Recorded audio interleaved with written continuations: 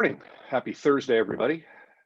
Bright and early out here on the West Coast, Del Mar, California, but happy to be joined from Jacksonville, Florida, by one of the rookies on our PGA Tour staff who was having a great season up until we had a little delay in what looks like we're going to try to get back out there in another month and finish. But Sebastian Cappelen, welcome to the Callaway Golf Podcast. Thank you very much. Thanks for having me on. Absolutely. Well, we have lots of questions that we want to ask you. And of course, we want to hear from you guys, whether it's on Facebook, on Twitter, and on YouTube. Jen, Josh, and Matt are working in the background and can take your questions, put them on a screen here, and then I will ask them to Sebastian. And of course, we ask you to subscribe, rate, and review the Callaway Golf Podcast and listen to all the podcasts on the Callaway Golf Podcast Network. All right, got all that out of the way. So tell me what you've been doing, Sebastian, kind of since the players have been canceled. We saw you Players Week. We were shooting some content and you came over and shot some stuff with us. What have you been up to since? Well, been practicing a little bit here and there, and then as we kind of got a feel for how long this was going to take, it seemed like a good idea to take a little bit of time off, honestly, which has felt good. The weather's been great here in Florida, which has been very fortunate in where we live. So taking a little bit of time off, but I'm back on full throttle now. Trying to get ready for the tour to start back up with the plans that they've put in place, which looks good. So I'm very excited to get back on. Yeah, I was reported Rex Hoggard at golfchannel.com kind of produced the memo that you guys got. Have you been pleased with some of the communications and with the plans that you've seen in place? Because look, the safety is going to be the first priority, even if it means certain things that you would take for granted a normal tour event just don't happen anymore because of safety. Are you pleased with the tour's handling of this so far? I think they've done as good a job as anyone could have done, really. Obviously, being right here close to everything, and they're sitting in the building right over here making the decisions, you feel like you maybe would hear more, but they've been very consistent every week coming out with some information, at least keeping us updated. I know they've had their weekly PAC meetings, advisory board meetings, and all those things to move forward with everything. And I can only imagine how much effort and work has gone into taking care of events, sponsors, partners, all kinds of things. So in this relatively this little time, coming up with this comprehensive of a plan to get back to work, I think it's very impressive. And I just cross my fingers that it's going to work, because as much work as you really put into it, you just never know. There's still going to be unknown factors that we have to kind of go along with along the way when we're in the moment, but it seems like there's a good framework laid out to succeed. Yeah, for sure. And one thing I think that's been proven in your young career so far is you've been able to kind of adapt and rise to moments. I want to go back to your web.com debut. You Monday qualify, and then you go out there and win. Tell me about that week. That was a very surrealistic week, because just coming out of college, that's really all you knew. I had no idea what pro golf was about. So from my perspective, I had just lost in a playoff to get into the US Open the week before. So that's really where my mind was. And I was like, okay, there's this Monday qualifier, I can go, we can drive to it. So let's just go do it. I did it with one of my friends.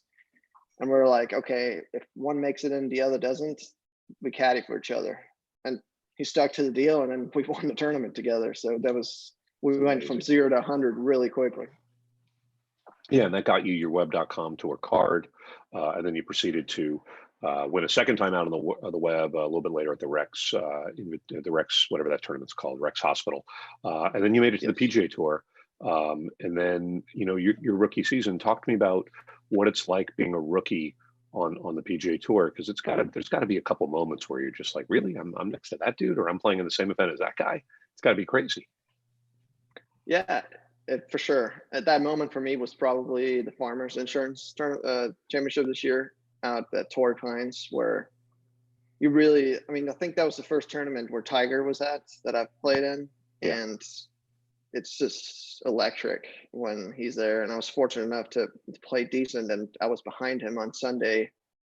And when you're not in his group and the eyes are not on you, it's just, you feel like you're not there, but it's crazy. Everyone's running around, and they have it's tunnel vision towards Tiger's group, but it's cool, and it's special to be part of, and it makes everything better when he's there. Yeah, shout out to our guy, Jason Finley, who runs our golf ball marketing. Jason is a big supporter of the Boys and Girls Club. So on Sunday of Torrey, a group of us always play the North course while you guys are on the South course, which always makes it really hard for us on the 10th hole, because the last thing we want to do is hook it towards one and kind of get in your guys' way. But we always go to the 15th hole to a little area to watch you guys finish after we're done, because we go off at literally at first light. And Yeah. I saw Tiger probably, you could tell when he was on 11, 12, kind of on that little peninsula, because you just see this mass of people. And then when he comes, through the hole, it's just absolutely insane. And we stayed all the way through the last group and saw Leishman make an amazing up and down there at 15. You're right. It's just definitely a different atmosphere. Let me get to some questions that some of our fans have for you. Brendan wants to know, what's your go-to song on the piano? Go-to probably has to do with classic rock, like playing Don't Stop Believing by Journey or Sister Christian by Night Ranger. Those types of songs, or I don't know, even I Would Do Anything for Love. There's just, that has great piano intros. I like to just kind of learn the intros, and then most of those songs are some fairly simple riffs when it comes to the verses and the choruses, but I always have some go-to with good piano intros or standout pieces that has piano as a standout instrument. All right. Well, we're going to try to convince you to walk over there before we're done with this podcast. But both of those songs you picked, the first two, you got to have the really, really high octaves in the voice. I can't get anywhere close to Journey or Night Ranger. That's why I play and not sing. Okay. I was trying to figure that part out. Grant wants to know, growing up or even as competitive as when you got to college area, did you play other sports or when did you lock into golf? Yeah, I played soccer, honestly, growing up. I'm from a big soccer background. My dad played soccer for 10 plus years as a professional and was part of the national team in Denmark for a couple of years. So growing up, me and my brother, 2 years apart, we played soccer every day. It's all we knew. And then it was really my grandpa that kind of introduced me to the golf world. And I really loved that too. And then when I became a teenager, 13, I kind of felt like, I need to be able to create my own success, but also be responsible for my own failure. So golf kind of took over as an individual sport. I hated playing soccer and playing well, and then we still lost. It didn't work for me at that time. But that was really the change. Yeah, my 14-year-old's a keeper, and it's crazy because he's never let in a goal that's been his fault. It's always the defender messed up or the midfielder messed up or something else. So it's definitely, I try to tell him on golf, are you going to blame for that bad swing? Kyle wants to know, do you still get nervous out there? And then Ben has a follow-up to it. Is there a pro you haven't met yet that you would like to? I think those kind of go together, right? Because I don't think it's nerves as much as it's kind of excitement in some of these situations. But who haven't you met? Who haven't I met? I haven't really met DJ or Spieth up close. I mean, meet, is that having a conversation with and they would remember my name? If we talk in that sense, there's quite a few guys, but I mean, or maybe get paired with. Maybe who would you want to get paired with who you haven't been paired with yet? I would like to get paired with Rory at some point. Rory and Spieth would be a great group, I think. Yeah, for sure. Obviously, Tiger, Tom wants, he's pretty good. Tom wants to know, when did you know you were good enough to compete at the highest level? What was that moment? I don't know if there was one moment. I think if I have to pick one moment, I think it was when I won the SEC individual championship as a junior in college. Because some of those names that are on that leaderboard now, I mean, that's looking back, obviously, but when I won that, I knew SEC schools were good golf schools. Alabama, Georgia, Florida, those are all schools that, I mean, you're almost guaranteed every year, every senior class is going to have some player that makes it to the PGA Tour or something like that. So that was kind of when I felt like, okay, these guys are probably a lot of the guys that I'm going to have to compete with going forward. So the fact that I can win, beat them now, I should be able to beat them in 5 years if I keep doing the right things. But other than that, just my college career in general, felt like I was in a really good environment, and I was able to perform every year. That kind of reassured me that all the players that we played a lot of tough fields, the strong tournaments in college, that I kind of reassured me that, okay, this is, it's going to sound wrong, but it's not as hard as it seems. If you're there and you're competing with these guys that you know you're going to compete with for the rest of your life, then you kind of reassure yourself that if I just continue to do the right things, then it's just a matter of time, really. At an SEC school, football's probably pretty important there. Tell me the what was the strangest thing, you know, coming from Denmark to Fayetteville, Arkansas, and going into that football stadium and seeing like an Alabama or an LSU or an Ole Miss or someone roll in there and be like, whoa, these people are a little fired up about this.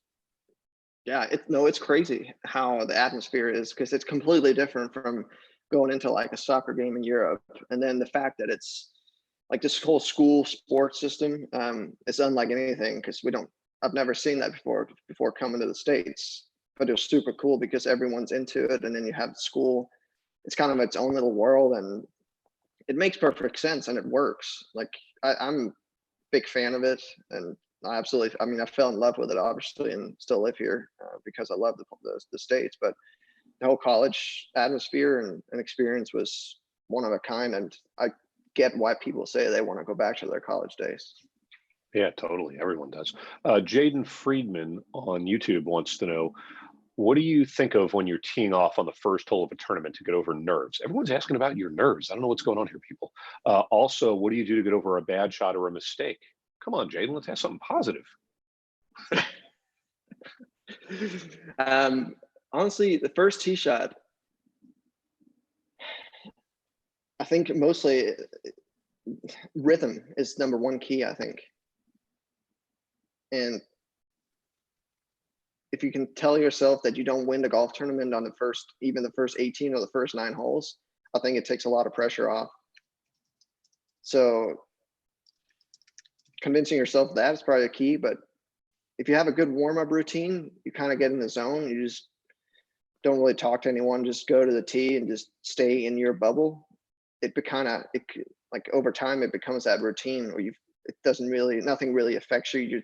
You know, this is what you're doing. You go here, you hit a few putts, you finish with making 3 putts, and you feel good, and you go to the tee and you just feel the rhythm, rip it. Yeah, I think that's what people don't get, is that golfers are such, you know, creatures of habit. You guys have your routines, and sometimes those routines just make it, this is the next thing you have to do. And that's where I think this has been so challenging for you guys, is not knowing when you're coming back, not knowing when to start practicing. Has that been an issue for you in terms of like, have you learned any new songs on the piano? Because we're going to get over there shortly. Anything, you know, you've been taking this time to improve on? What about cooking? Anything? Cooking, yeah. Oh yeah, for sure. Baking. What's been the best part? What's been the best quarantine meal? Yeah, tell me about the best quarantine meal for baking. Best quarantine meal. Baking. I've gotten a lot into bread making, which I feel like I'm starting to have it down now. I've had some success and some failures, but that's expected, nice. I think. But no, I've started to use the sourdough and let it rise overnight in the fridge, come out, let it rise again about 3 hours on the counter, and then pop it on the pizza stone in the oven, and then about an hour and 10 minutes, and it's good to go. Nice. Yeah, again, quarantine cooking has been fun. Yeah, exactly. Yeah. It's like you're scheduling your tea time, is waking up.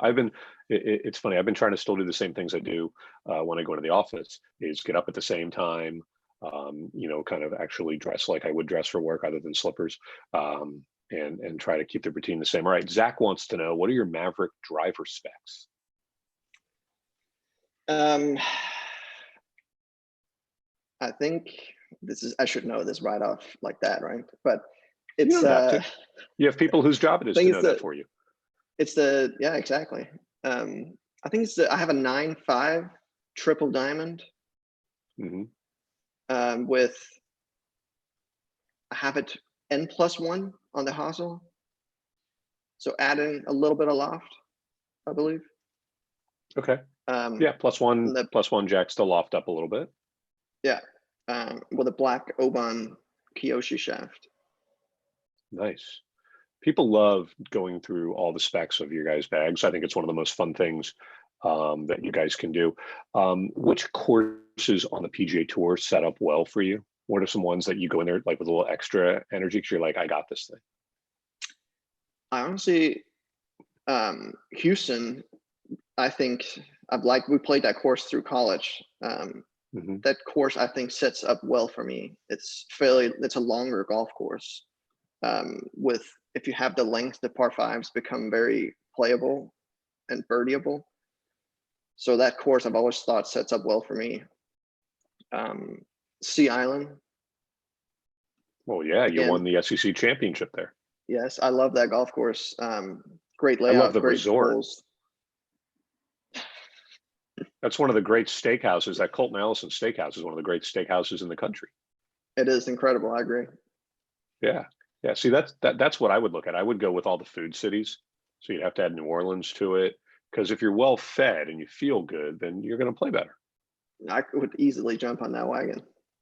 Yeah. So this is where I think me and you get along because we both like food. All right. Hey, this would have been PGA Championship week, which would have been in a great food city in San Francisco. So how about some appropriately themed trivia?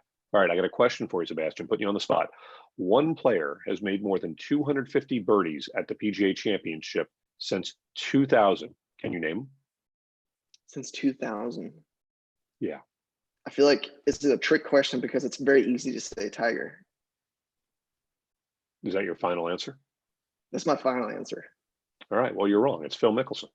But if you like golf trivia like this, we've got something for you today at 6:30 Eastern, 3:30 out here on the West Coast. We partnered with FanBeat once again for a 10-minute live trivia game, Maverick Majors Trivia. Even without the majors, we're still doing the majors trivia. Here's the best part. If you liked what Sebastian just said about a Maverick driver with an Oban shaft set at +1, you can win a Maverick driver.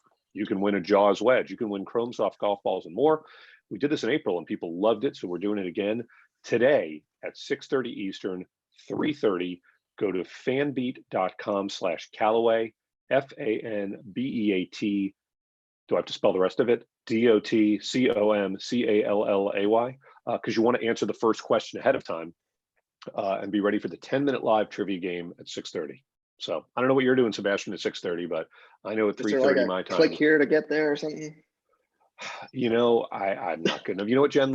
Jen and Matt, let's put a link in the bio for the pod on today, at least for people to do that. But go play it. It's been super fun. We had tons of people playing last time. And look, you can win a new driver. You can win a wedge. You can win golf balls. Who doesn't want that? I mean, you probably don't because you get them, but the rest of us want it.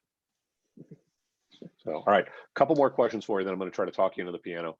All right, let me go back to our list of questions here. What is your favorite Danish dish? And then someone else wants to know your favorite Danish golf course. Well, favorite Danish golf, I'm gonna start with the golf course. Okay. That I have played is Silkeborg.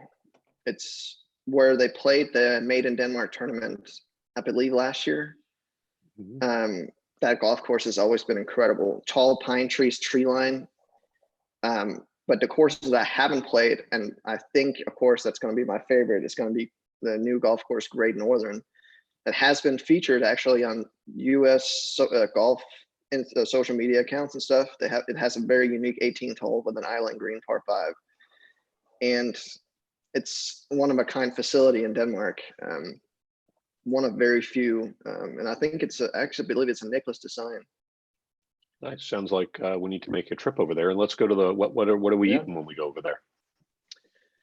Well, one of my favorite things is the cold table, that's smorgasbord. Okay. Describe that to people who don't know what's in there. I mean, the base is always a Danish rye bread, so not an American rye bread, which has fennel in it. It's a dark rye bread on the base, and then it's basically an open face sandwich. It can be pickled herring with some sort of stuff on top, or it can be pan fried fish with a remoulade and tomatoes. It can be like a roast beef with a remoulade and fried onions. It's just what your imagination can come up with, really. I see. My go-to Danish dish is something I grew up eating a lot of, frikadeller, which my parents didn't tell me it was veal. I just thought I was eating a meatball, but it had that beautiful kind of like mustardy kind of sauce on the side of it, and some cabbage and a little bit of potatoes. It was one of my favorite dishes. Still is. We make that a lot, actually. It's one of our go-to. Do you really? Yeah, make it. Well, do me a favor. I don't know how to make it. So if you don't mind, send me a message after we're done with this and give me a recipe, because I have Sure. time and I have the, Sure. the ability to cook. All right. I got two more questions for you. Then I'm going to try to talk you into playing. Who is your perfect golf foursome? I know you mentioned Rory and Spieth, but you could either pick them or you could go somewhere else. If you're playing a foursome and you get to invite anybody you want, besides those of us on the podcast with you, who would you like to have in that group? Can it dead or alive? Sure. We're making it 'Cause- up the rules as we go. All right. Because I don't think they're necessarily be golfers. Do they have to be golfers? They do not have to be golfers. I think it would probably be Tom Brady, Kobe Bryant. I don't know, last one's tough. Probably Sebastian Vettel, Formula One driver. Oh, newly unemployed Formula One driver, so he has time to play some golf. Yep, I agree. Did you see the breaking news today that they've named his replacement's going to be named today, and then the person who's replacing him also got replaced today? It's been a crazy day in Formula One. Actually, I haven't seen those news. I haven't caught up with anything today. All right, well, I won't break it for you. I won't spoil it for you, but All right, a lot of I'm gonna look movement. that up. A lot of movement. Who's your Formula One team and driver that you follow? Well, obviously, I loved when Leclerc switched to Ferrari. So that was Yeah. my dream team with Vettel and Leclerc. Yeah. But Red Bull is entertaining. It's just entertaining to watch. Yeah, they always are kind of fun. I tell everybody, and I've said it probably 10 times on this pod, if you haven't watched the Drive to Survive series on Netflix, there's 2 seasons of it so far. It's basically a Hard Knocks Incredible. version of Formula One. I've struggled a little bit because I love Danny Ricciardo just as a person, and I didn't love his move to Renault. And I was really hoping he would go to fill that open seat, and he didn't, which kind of bummed me out, because him and Leclerc would have been, for me, a pretty awesome team to root for. But because cool. Our buddy Francesco Molinari, who's done the pod a couple times, told me I have to root for Ferrari or I can't talk to him anymore. So he kind of didn't give me a choice. All right, let me see if I can convince you to walk over to the piano. And do you mind playing a little bit of something for us, and then we'll let you go? All right. Am I good? I'm gonna have to check with everyone. Yeah. Am I good to play the piano for a minute, Doug? I mean, you're not going to wake anyone up with the piano, are you? No, but we have like people working around the house on different Zoom calls and stuff everywhere. oh, right. See, that's part of work from home, right? Okay. We have doors. All right. So why don't you tell us what you're going to play a little bit of, and then I'll let you take it away. I'm going to show you here. Wow, look at this. I'm curious. I need to see if you can hear this, because it's going through my AirPods. Okay. Can you hear this? Oh yeah. We're hearing you good. Yeah, for sure. All right.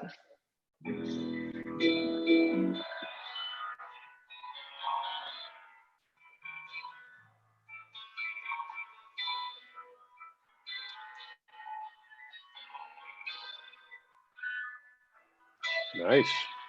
Now you don't sing it. Nope.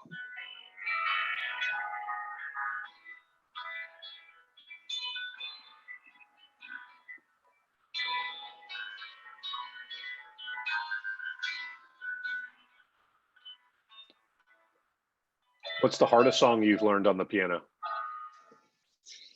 Hardest song. I actually knew the Maple Leaf Rack, Scott Joplin or whatever. I knew that whole song for a while, but I don't know very much of it anymore.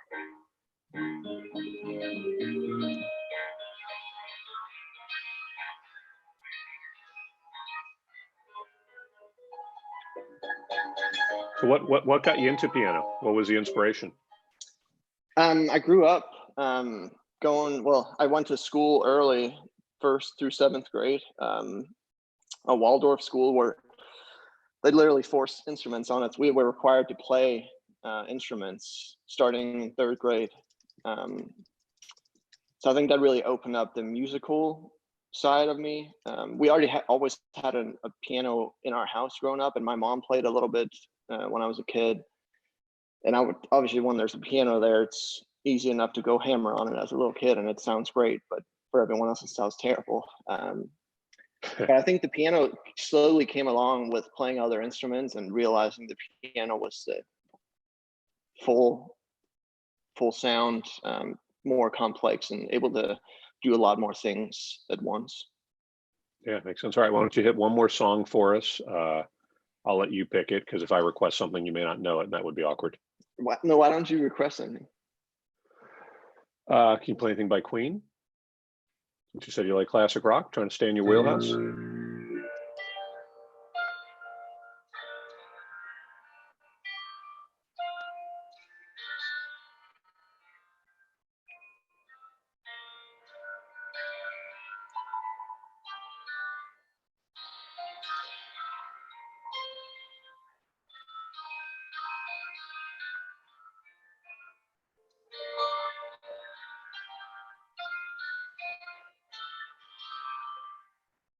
That's all right. Nice. That's very good. I'm impressed. So you know what you could do? You know what you could do is, when the tour comes back and you guys are all stuck in the same hotel and everyone's tired of staring at each other, just walk on over to the piano, right? Start playing, put a little jar out there, and I think you do quite well. Well, we actually, the tournament in New York that we played on the Corn Ferry Tour, the resort there, there was a piano in the lobby, and we have spent some hours there before, mostly on Sunday. It was great last year, Sunday night, when Ryan won, and we were kind of down there for a few hours with a couple of drinks and the piano. That's awesome. That's awesome. Well, why don't you do that again? Why don't you go win one of these next couple tournaments, and then as you guys are all waiting for the charter to go playing place to place, you can entertain everyone with the piano. Sure.